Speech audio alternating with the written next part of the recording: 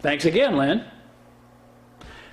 There is more going on in Providence than just the issuance of questionable contracts. Voters in Ward 3 on the east side are being treated to the drama of a recall attempt being mounted against their sitting city councilor, Kevin Jackson. Jackson is in the middle of a 4-year term. The former collegiate track coach is also under indictment for embezzling funds from the Providence Cobras, a local youth track and field team, for which he had been volunteer coach. Citing innocence until guilt is proven, the embattled councilman is fighting the recall petition, actually slow-walking his responses to a lawsuit he himself filed to block it. It's all part of a curious game of parliamentary maneuvering based on the rules of recall in the capital city. It turns out that once a notice of recall is filed, a first petition is issued which must be returned with 300 voter signatures from the ward in order to show support for the actual recall. After that filing, the actual recall petition is issued by the Board of Canvassers.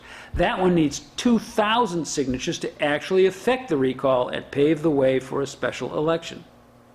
Does Councilman Jackson think he can beat the indictment and return victorious to serve out his term? Knowledgeable observers of Providence politics don't think so. They believe he will go to trial and be found guilty. So why the fight over recall?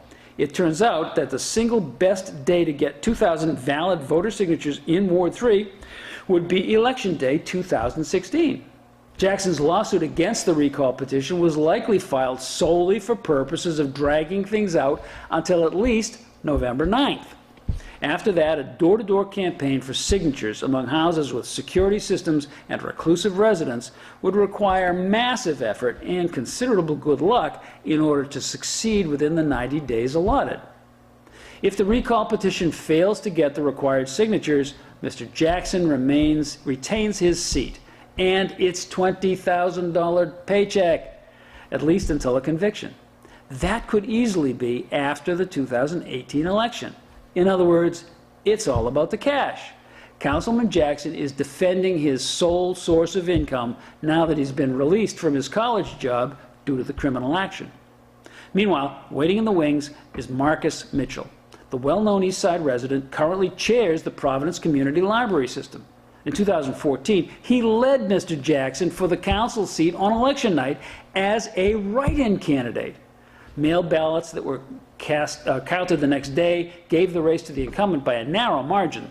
There are few, if any, write-in votes on mail ballots. It seems that Mr. Mitchell will easily win any special election that's called.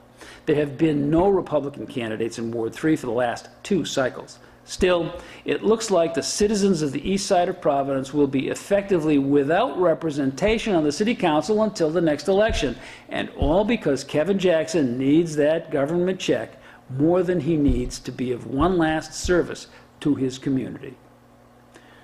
Lynn?